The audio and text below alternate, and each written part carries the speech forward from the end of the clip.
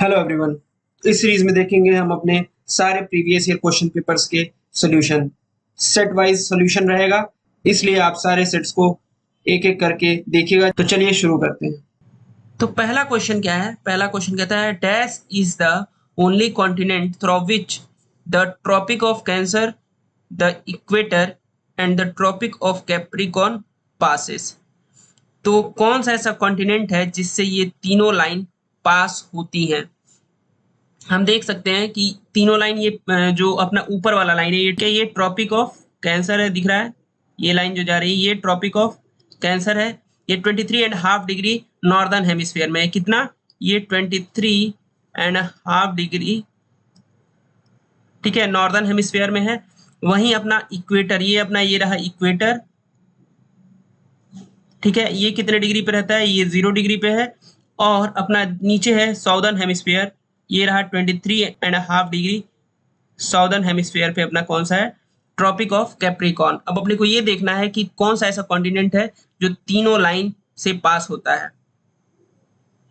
तो northern America, ये northern America है? नहीं, नॉर्दर्न अमेरिका केवल और केवल ट्रॉपिक ऑफ कैंसर जो है ये नॉर्दर्न अमेरिका से पास होती है। दूसरा है अफ्रीका, तो अपना अफ्रीका किधर है? ये रहा अपना अफ्रीका, ठीक है। तो अफ्रीका में ये रहा अपना ट्रॉपिक ऑफ कैंसर, ये 0 डिग्री अपना इक्वेटर, और ये ट्रॉपिक ऑफ कैप्रिकॉर्न।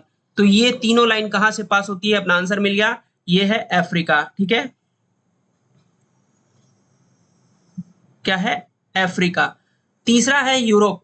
अब यूरोप की बात करें तो यूरोप अपना इधर ऊपर साइड में है, यहां से कोई लाइन नहीं पास होती है, यहां से कोई भी लाइन नहीं पास होती है। अपना ट्रॉपिक ऑफ कैंसर है, ये भी यूरोप के नीचे से निकल जाता है, ठीक है। तो यूरोप एक ऐसा कॉन्टिनेंट है जिससे कोई भी लाइन पास नहीं होती।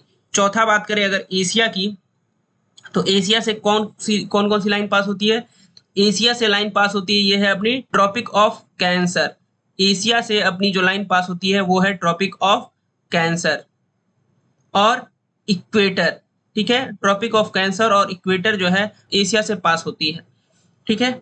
ऑस्ट्रेलिया से कौन सी लाइन पास होती है? ऑस्ट्रेलिया से जो है ट्रॉपिक ऑफ कैप्रिकॉर्न पास होता है। ये देख सकते हैं ट्रॉपिक ऑफ कैप्रिकॉर्न जो है वो ऑस्ट्रेलिया से पास होता है। तो इस तरह से हमें पता चल गया कि कौन सी लाइन कहां से पास होती है। बढ़ते हैं अपने अगले क्वेश्चन की तरफ। अपना अगला क्वेश्चन क्या है? Question number 2, which of the following is not correct about the jurisdiction of the high court. तो हाई कोर्ट के ज्यूरिसडिक्शन के अनुसार कौन सा स्टेटमेंट सही नहीं है? पहला स्टेटमेंट कह रहा है it controls the subordinate courts with in its jurisdiction. बिल्कुल सही है, ये अपने ज्यूरिसडिक्शन में आने वाले सभी सबऑर्डिनेट कोर्ट्स को क्या करता है? कंट्रोल करता है। दूसरा पॉइंट कह रहा है it has the power of judicial review. सही है, हाईकोर्ट के पास अपना जुडिशियल रिव्यू का पावर होता है। तीसरा जो है it provides advisory opinion to the president of India. ये गलत है। जो एडवाइजरी पावर है वो केवल और केवल किसके पास है? वो केवल और केवल सुप्रीम कोर्ट के पास है। केवल और केवल सुप्रीम कोर्ट के पास है। और एडवाइजरी पावर किस आर्टिकल से इसको मिलता है? ये मिलता है आर्टिकल 143 से सुप्रीम कोर्ट को ये पावर मिलता है। It has writ jurisdiction. तो हाँ, हाई कोर्ट के पास अपने रिट ज्यूरिसडिक्शन होते हैं। अच्छा, ये जो हाई कोर्ट है ये किस आर्टिकल से किस आर्टिकल तक है अपने कॉन्स्टिट्यूशन में? तो ये मेंशन्ड है अपने आर्टिकल नंबर 214 से लेके 223 तक। कितने? 214 से लेके 223 तक अपने कॉन्स्टिट्यूशन में हाई कोर्ट का जिक्र है, ठीक है। एक दो आर्टिकल और इससे रिलेटेड अपने एग्जाम पॉइंट ऑफ व्यू से इंपॉर्टेंट होते हैं। पहले एक है आर्टिकल नंबर 217, ठीक है। ये आर्टिकल क्या कहता है कि जो हाई कोर्ट के जज होंगे ये अपॉइंट होंगे किसके द्वारा? Through president. किसके द्वारा? प्रेसिडेंट के द्वारा अपॉइंट होंगे। और ये किसके कंसल्टेशन से प्रेसिडेंट अपॉइंट करेगा? By the consultation of CJI and governor of the state, ठीक है। इनके कंसल्टेशन से प्रेसिडेंट हाई कोर्ट के जज को अपॉइंट करता है, ठीक। अच्छा, हाई कोर्ट के जज के रिटायरमेंट एज कितनी होती है? ये होती है 62 ईयर्स। कितनी होती है? 62 ईयर्स। तो ये किस आर्टिकल से ये डिसाइडेड है? ये है 217 के 1 से, ठीक। एक और पॉइंट नोट कर लीजिए कि जैसे हाईकोर्ट जज आर्टिकल नंबर 217 से 62 ईयर्स की एज में रिटायर होता है, वैसे ही जो सुप्रीम कोर्ट के जज होते हैं, ये 65 ईयर्स पे रिटायर होते हैं। तो ये किस आर्टिकल के थ्रू 65 ईयर्स पे रिटायर होते हैं? ये आर्टिकल नंबर 124 के सेक्शन 2 के तहत, 124 के सेक्शन 2 के तहत इन लोग जो है 65 ईयर्स ऑफ एज में रिटायर होते हैं। बढ़ते हैं अपने अगले क्वेश्चन की तरफ। अगला क्वेश्चन क्या कहता है? Who released a special stamp entitled wheat revolution in July 1968? ठीक है, तो ये तो ऑप्शन से ही हम एलिमिनेट कर लेंगे अगर ऐसा क्वेश्चन आता है। कोई बात कर रहा है जुलाई 1968 की, तो महात्मा गांधी ने तो उस टाइम किया ही नहीं होगा। ठीक है, वो थे ही नहीं तो क्या करते? जवाहरलाल नेहरू भी नहीं थे उस टाइम, तो जवाहरलाल नेहरू भी नहीं किए होंगे। रही बात इंदिरा गांधी की, तो इंदिरा गांधी एक ऑप्शन हो सकता है। आगे अगर बढ़े मोतीलाल नेहरू, तो मोतीलाल नेहरू भी नहीं थे, तो हमारा करेक्ट आंसर हो जाएगा इंदिरा गांधी। ठीक है, तो इन्होंने वीट रिवॉल्यूशन के लिए एक स्टैम्प जारी किया था। कब? जुलाई 1968 में। बढ़ते हैं अपने अगले क्वेश्चन की तरफ। Question number 4, who among the following ruled in India between 1266 and 1287? तो कौन है जो इंडिया को 1266 से 1287 तक रूल किया था?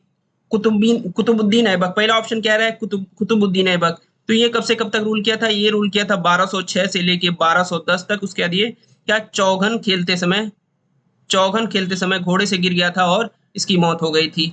तो ये रहा नहीं, 1266 से 1287, ये ऑप्शन गलत हो गया। आराम सा इसके बाद आया था, और ये कब से कब तक रूल किया था? ये 1210 से लेके 1211 तक रूल किया। ये एक इनकैपेबल रूलर था। इसको मार के इसकी जगह ले ली किसने? इल्तुतमिश ने। और इल्तुतमिश ने रूल किया कब से? 1211 से लेके 1236 तक। इसके बाद कई सारे रूलर आए जिनके बारे में आपको मालूम रहना चाहिए। अगर हम क्वेश्चन पॉइंट ऑफ व्यू से बात करें तो who among the following ruled in India between 1266 and 1287? तो ऐसे एलिमिनेट अगर कर दिया है तो कुतुबुद्दीन ऐबक था नहीं, आराम सा नहीं रहा, और शमसुद्दीन इल्तुतमिश भी इसका आंसर नहीं होगा। इसका आंसर हो जाएगा घियासुद्दीन बलबन। ये आया था कब? ये आया था 1266 से, और रूल किया इसने कब तक? 1287 तक। ठीक है, तो ये आपको मालूम रहना चाहिए। ये जितने भी अपने दिल्ली सल्तनत जो है,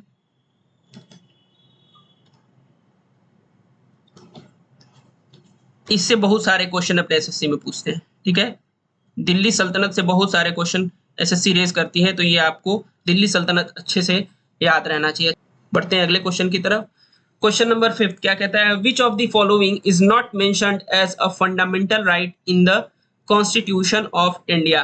तो इनमें से कौन सा राइट है जो अपने फंडामेंटल राइट्स में नहीं है? तो इसका आंसर हो जाएगा ऑप्शन नंबर 2। ऑप्शन नंबर 2 क्या है? ये फंडामेंटल राइट नहीं है, ये एक लीगल या यूं कह लें या कॉन्स्टिट्यूशनल राइट है, या कॉन्स्टिट्यूशनल राइट है।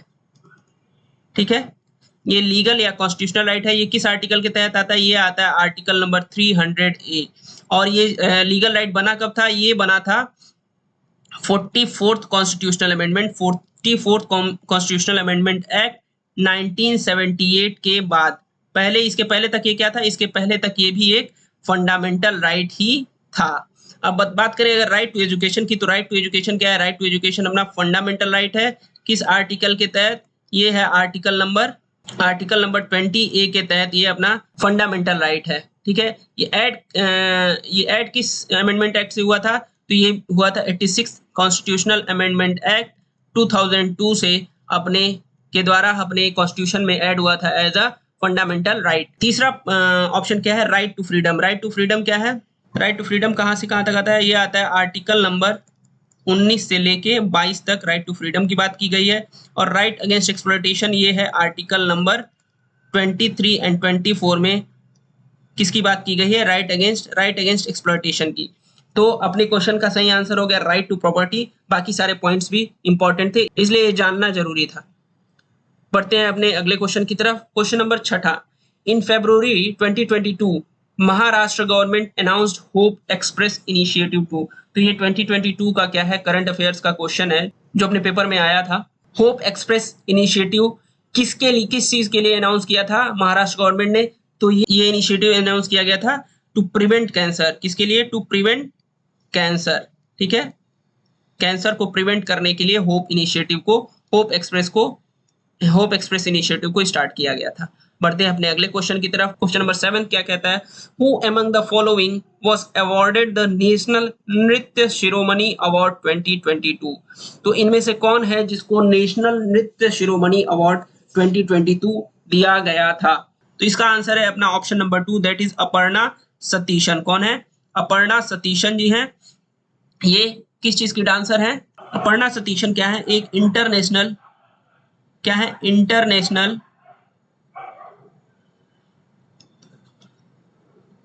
कुचिपुड़ी डांसर है,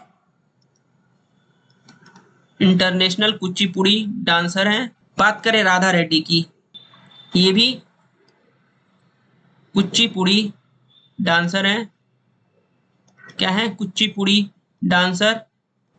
थर्ड ऑप्शन उषा श्रीनिवासन, उषा श्रीनिवासन क्या है?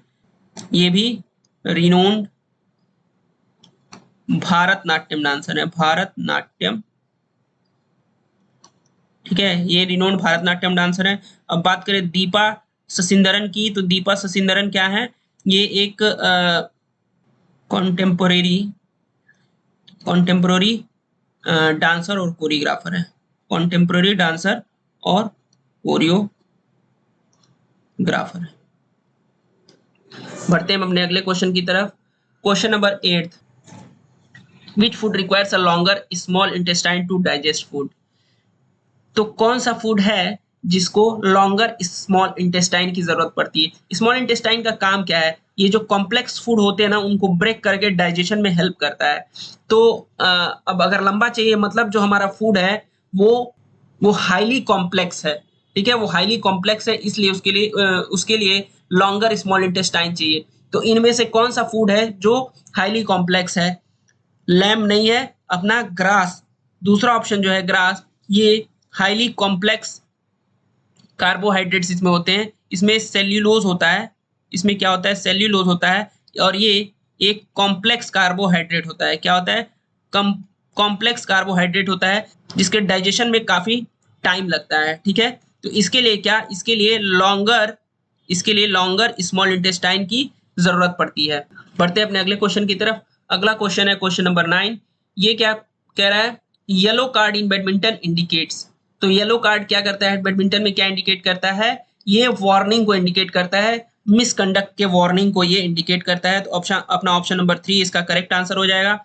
एक चीज ध्यान रखिए कि अगर 2 बार येलो कार्ड मिल जाता है किसी प्लेयर को, तो तीसरी बार जो है इसको रेड कार्ड दिया जाता है। रेड कार्ड जब हैवी मिसकंडक्ट हो जाता है, जब हाई मिसकंडक्ट हो जाता है,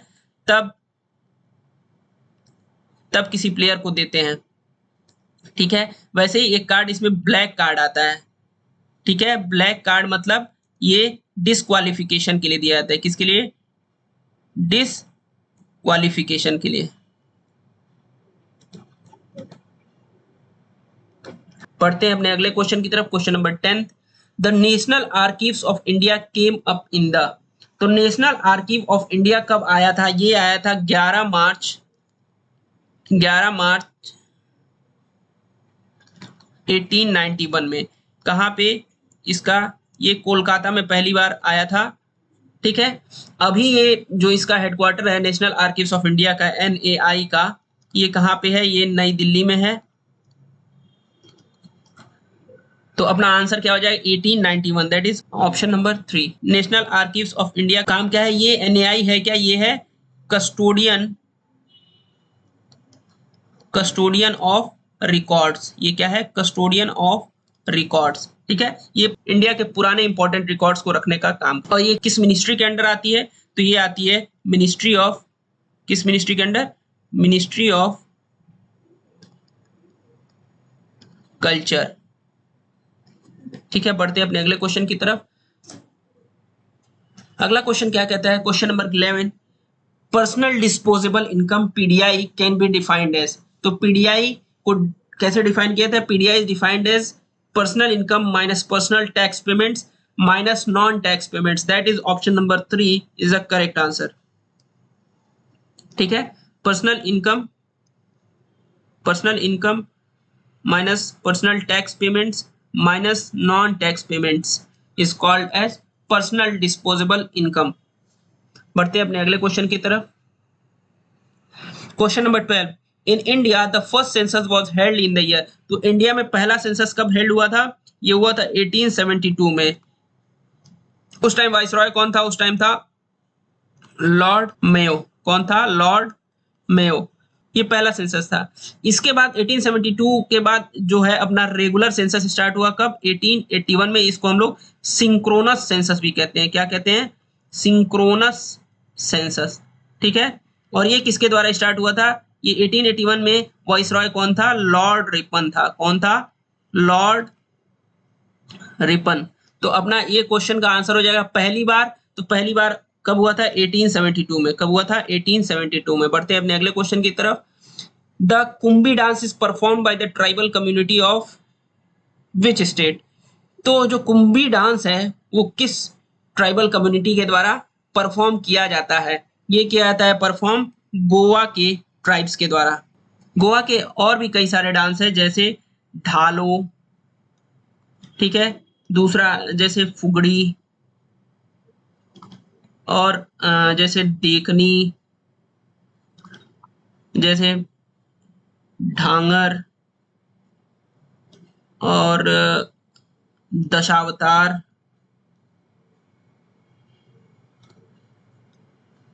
ऐसे ही मांडो और शिंगो। ठीक है। तो ये सारे जो अपने फोक डांसेस हैं वो अपने को मालूम रहना चाहिए। बढ़ते हैं अपने अगले क्वेश्चन की तरफ। A cyclone is known by different names in different parts of the world. In Philippines it is called as. मालूम है अपने को साइक्लोन जो है हर एक पार्ट में हर अलग अलग नाम से जाने जाते हैं। तो फिलीपींस में ये किस नाम से जाना जाता है? तो फिलीपीन में जो साइक्लोन है उसको टाइफून कहते हैं। क्या कहते हैं? Typhoon. That is option number 3।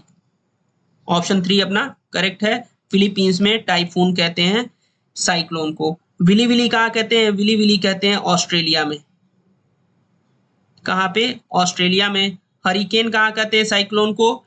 Hurricane कहते हैं अमेरिकन सब कॉन्टिनेंट में। ठीक है। अमेरिकन सब कॉन्टिनेंट में साइक्लोन को क्या कहते हैं? हरिकेन कहते हैं। और ये मैंगो शावर क्या होता है? मैंगो शावर यूजुअली जब यहाँ समर खत्म होती है ना, जब समर खत्म होती है और बरसात का मौसम आता है, ठीक है, मॉनसून आता है, तब कर्नाटक और केरल में इस टाइम को क्या कहते हैं? Mango shower. मैंगो शावर कहते हैं। बढ़ते हैं अपने अगले क्वेश्चन की तरफ। क्वेश्चन नंबर 15 क्या कहते हैं? Who among the following defeated Mughal emperor Humayun at the battle of Chausa. तो मुगल एम्परर हुमायूं को बैटल ऑफ चौसा में किसने पराजित किया था? किसने डिफीट दिया था? इसमें इसको हुमायूं को पराजित किया था शेर शाह सूरी ने। किसने? शेर शाह सूरी ने। इसका नाम शेर खान भी था और शेर शाह सूरी भी। ठीक है। तो शेर शाह सूरी क्या किया था? 1939 में ये बैटल हुआ था और उसमें हुमायूं को हरा दिया था। इसी के अगले साल 1940 में भी एक बैटल हुआ था। कहाँ पे हुआ था ये? Battle of Bilgram. ठीक है। या फिर इसी को बैटल ऑफ कन्नौज भी कहते हैं। हाँ, इसमें क्या हुआ? इसमें भी हुमायूं की हार हुई। इसमें भी क्या हुई? इसमें भी हुमायूं की हार हुई। और इसके बाद हुमायूं जो है सेंट्रल एशिया की तरफ भाग गया और वहां पे इसने अपनी एग्जाइल्ड लाइफ, ठीक है, वहां पे इसने अपनी एग्जाइल्ड लाइफ व्यतीत की।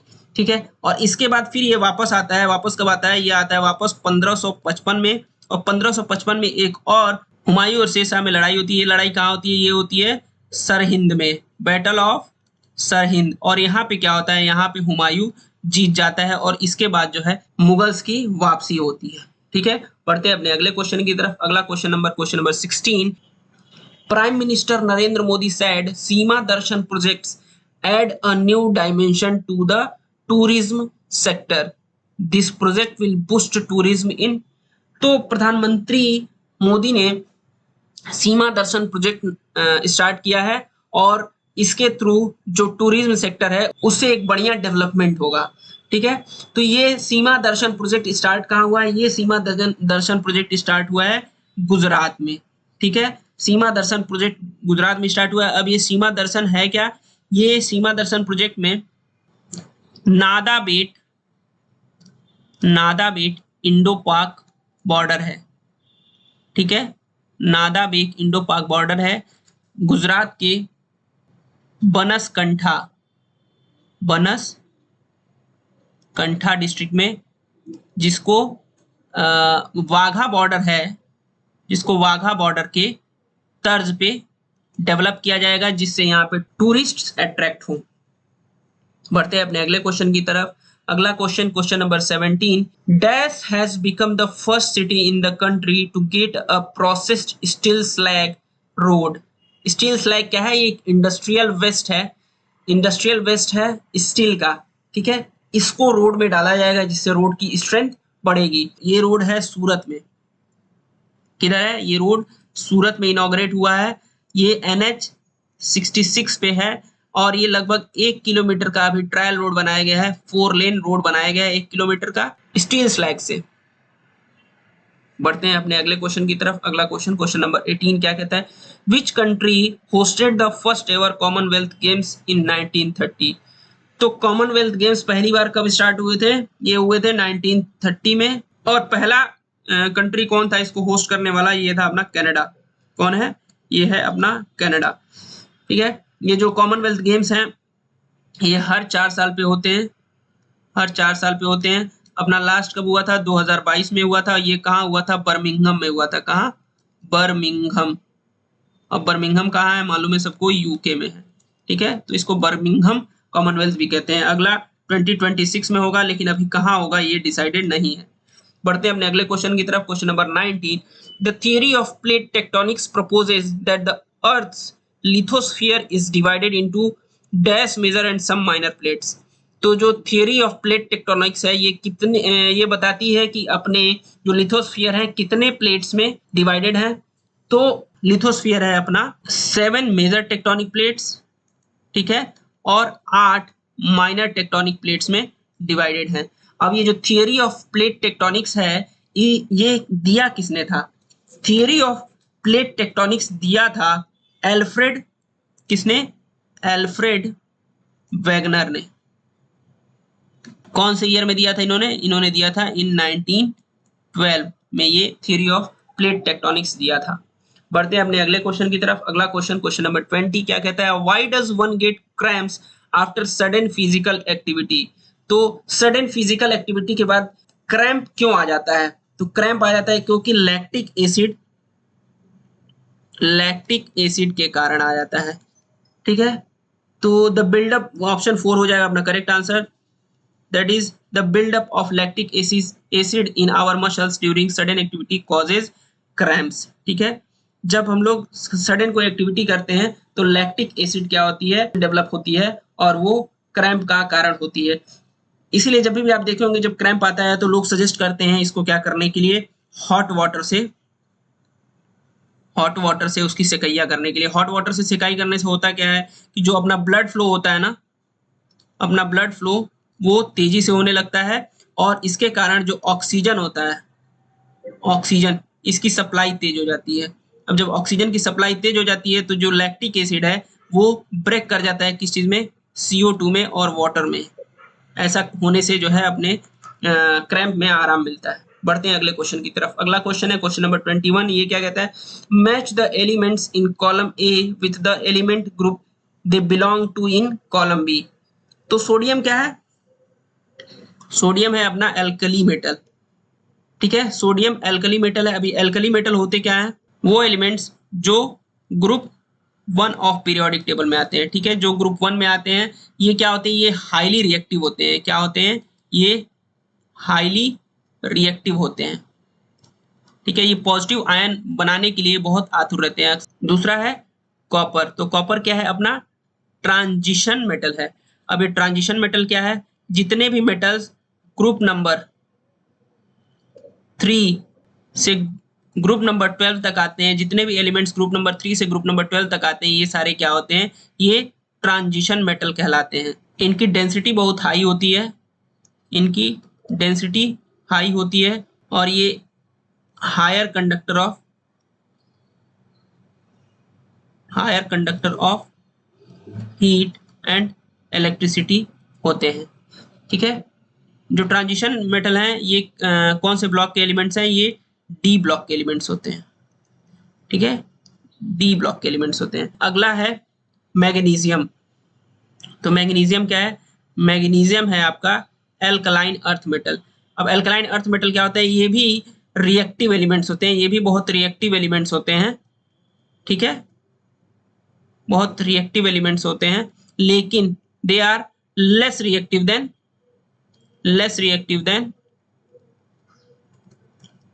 एल्कली। ठीक है, less reactive than alkali metals. ये किस ग्रुप में आते हैं? ये आते हैं ग्रुप 2 में। ठीक है, तो ये सारी चीजें आपको मालूम रहनी चाहिए। अगला है हीलियम। अब हीलियम क्या है?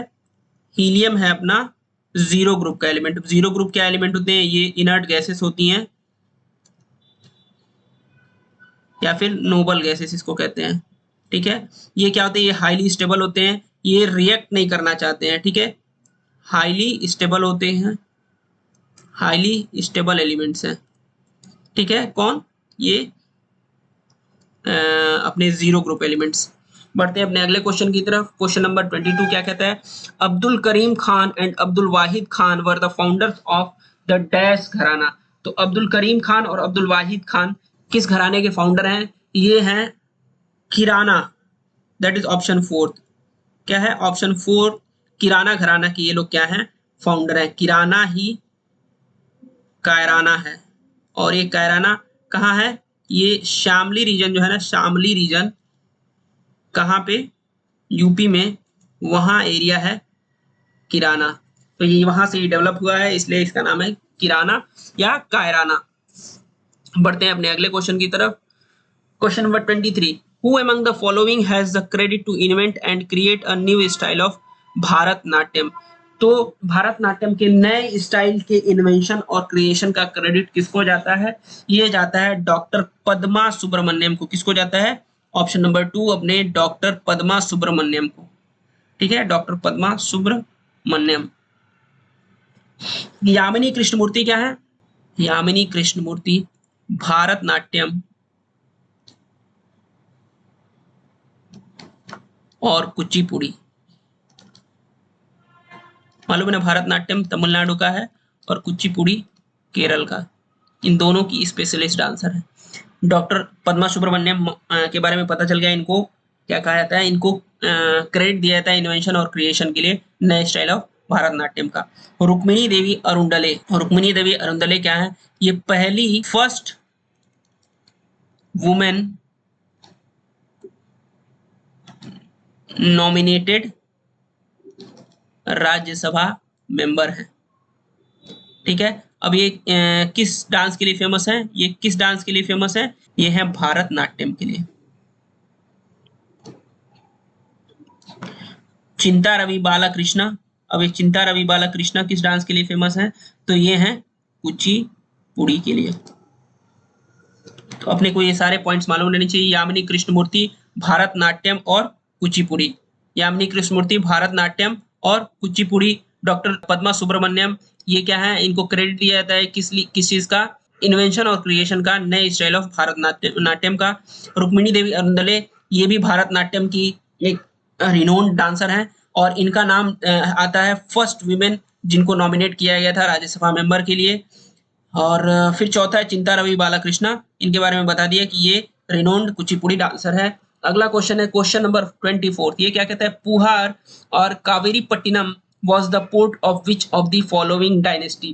पुहार और कावेरीपट्टिनम किस डायनेस्टी का पोर्ट था? तो ये पोर्ट था चोलाज का। किसका था? चोलाज का। और ये चोलाज ये पोर्ट किसके द्वारा बनाया गया था? ये बनाया गया था जो चोलाज के रूलर थे उस टाइम, कारी कलन के द्वारा। अब करिकलन जो थे ये फाउंडर थे पुहर के, और इन्होंने एक और काम किया था। इन्होंने 160 किलोमीटर का कावेरी नदी के ऊपर कावेरी नदी के ऊपर एक इम्बैंकमेंट बनवाया था, इम्बैंकमेंट बनवाया था। ठीक है। चोलास के जो फाउंडर हैं वो कौन है? फाउंडर हैं चोलास के विजयपाल, विजयालय, ये इसके फाउंडर हैं चोला डायनेस्टी के। बाद में पुहार को क्या किया गया था? इसको कैपिटल बनाया गया था। किसका कैपिटल बनाया गया था? चोलास का। पढ़ते हैं अपने अगले क्वेश्चन की तरफ, question number 25 and that is this is the last question. National dairy research institute is located at. तो नेशनल डेयरी रिसर्च इंस्टीट्यूट कहाँ लोकेटेड है? ये है अपना करनाल, हरियाणा में। कहाँ है? अपना करनाल, हरियाणा में लोकेटेड है। ये किसके अंदर आता है? ये आता है आपके ICAR, इंडियन काउंसिल ऑफ